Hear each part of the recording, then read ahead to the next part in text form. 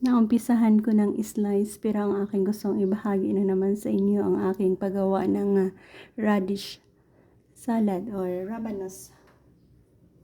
So mayroon ako dito 3 pirasong rabanos, kamatis 2 piraso, onion at kalamansi. So yan lang ang mga sangkap na ating i-add on para sa ating salad.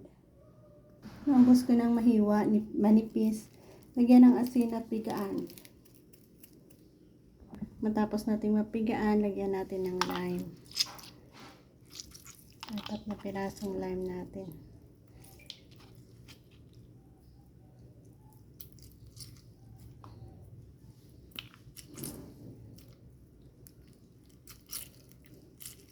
Ayan.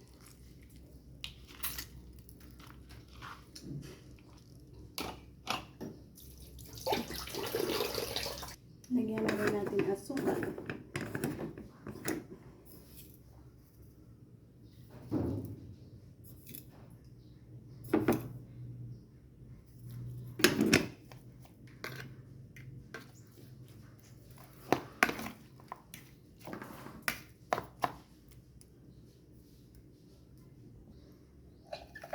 Ito ay onion.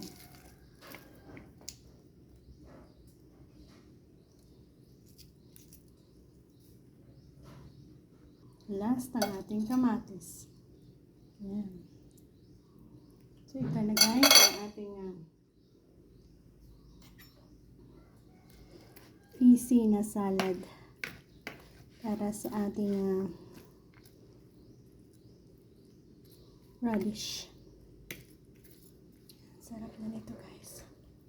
Simple lang, no? So ayan, simpleng paraan kung paano natin ginawa ang ating radish salad na ito. Again, thank you and God bless us all. Hindi na yan mapaklat. Takpa lang.